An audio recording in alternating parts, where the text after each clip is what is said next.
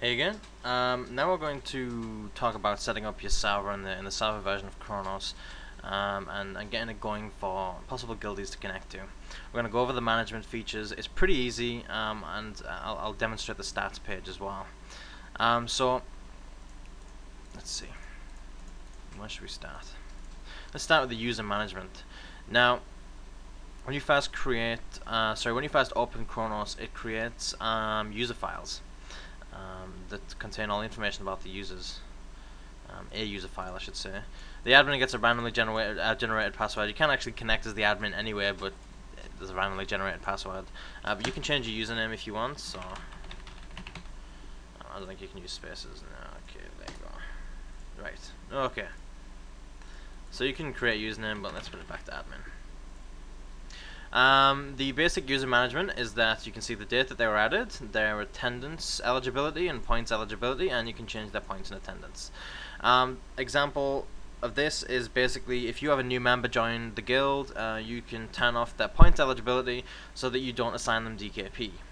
We'll talk about DKP later, but you'd have to do it manually for them. Okay. So you can also disable users. Obviously you can't disable the admin user, but you can create new users too. So let's put test user and give it a password of that. Now passwords are all stored as plain text, including the password for your FTP server. It's all stored as plain text. Just a heads up. The admin has to set this up. So we've made a new user here. Now let's look at the attendance management. Attendance, basically, you get an attendance report right here. You can set how many events you've ran in a month, or bi-monthly, or weekly, or whatever you want to do it by. You can assign attendance by these options here, and you can give out a duct. You can also reset attendance for all users. Now let's put events ran to 10. Okay. Now let's say that admin has ran 9 events. Has done 9 events, so I get 90% attendance. Test user's done 10 because he's better, and he's got 100% attendance, as you can see in the attendance pane. There we go. Okay. Now you can do the same thing with DKP. There's something called a points clock, which assigns DKP over time. If you have a time-based DKP system, you can say give out like 5 points every 60 minutes. Just to demonstrate, we'll put this on 1 minute to all users. Okay. And you start your points clock here. You can pause it, start it again, stop it, whatever you need to do. But let's leave this points clock going. Now, as you can see, we also have a end of month actions pane for the points, and you can reset points for everyone. And you can also reset points based on attendance. So you can reset people between 80 and 100% attendance, for example, to 200 DKP. Anyone between 0 and 79, you can set to nothing if you want, because they suck. Whatever you want to do. So it has DKP and attendance tracking and things like that. It'll remember all these settings, and that's basically it. Now, users, they can connect through the client version, which I'll bring up and show you guys that. 1 second.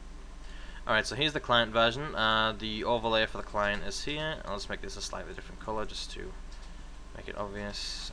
Let's see. That'll do. Okay, so this is the client, that's the server. There we go. Okay.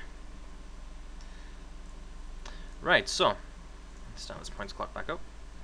Now clients, now there's some settings for your server that you can use. You can set the port that it runs on, the transfer rate, like I mentioned earlier, your maximum users, etc., etc., etc. So let's leave it as it is and start the server up. Admin connected. Okay. I'm going to turn the text-to-speech off in the client version for now. Right. Whoops.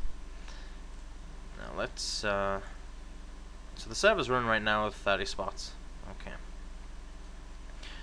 Let's connect this client. So what was his username? I think it was test user, was it? Test user connected. There you go. So we got a notification in the admin version, test users connected, etc., etc. You get some information come up. This is the log box, by the way. The log box contains useful information about things that go on, basically. You can see that the client sent a sync check to make sure it was synced to the server correctly, and it is. Now what this means is, as you can see, we have no global events right now. Okay, this is the server version, there's the client version, there's no global events. So for example, if we created a new global event, the client automatically gets it. If we let's disconnect this guy. Okay, I'll show you what happens here. Okay, stop the server. Admin disconnected. Set the transfer rate pretty high so we can see this happening. Let's start the server back up. Admin connected. Okay, let's connect this. Test user connected. So as you can see, you sync with the server. We set this pretty slow right now, it's usually a lot faster. And there you go. Now, clients can actually disable and enable global events if they want. Obviously, your guild might set up an event that doesn't apply to everyone, so they can just turn them on or off if they want. It's a lot easier than asking 10 people to set up an event and 10 people not to or whatever.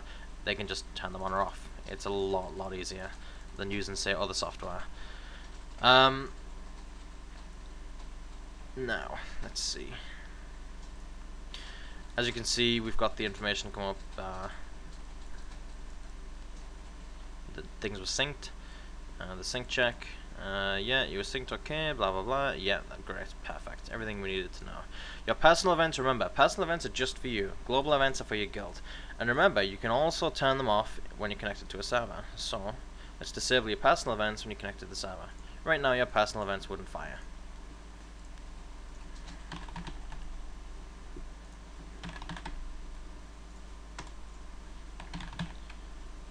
Okay, as an example,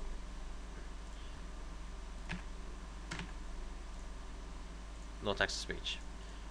Turn this back on.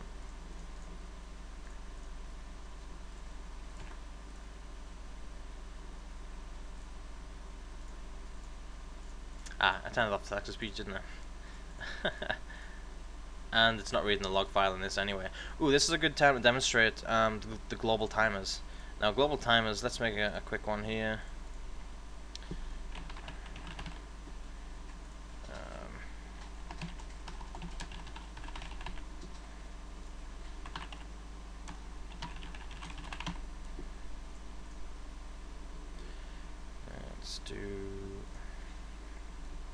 Let's just do it without any text to speech. Okay, let's trigger this and see what happens in the client version. We're still connected, so let's see what happens here. Now there we go. Admin triggered it. Remember, we've got this nice little up arrow we can use to put our username in there by whoever triggered it. And as you can see, the client got the trigger as well, even though the client currently doesn't have a log file being read.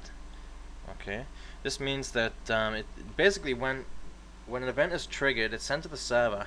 The server picks that up and then spreads it out to everyone, so everyone knows about it. Okay, the person who triggered it can send their username information with it and things like that, and it can show up for everyone exactly the same. And that's the benefit of this software. Now, the great thing about Chronos, and it's also a downfall. It's a good thing and a bad thing. Chronos, if your server randomly disconnects, okay, things will still work, okay.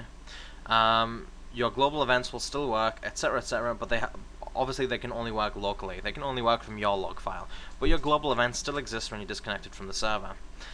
This is also a downfall because you can't keep your global events to your guild. If someone leaves and they're angry or whatever, and they give all your global events out to some other guild, that might piss some people off who are pretty serious about keeping their timers to themselves.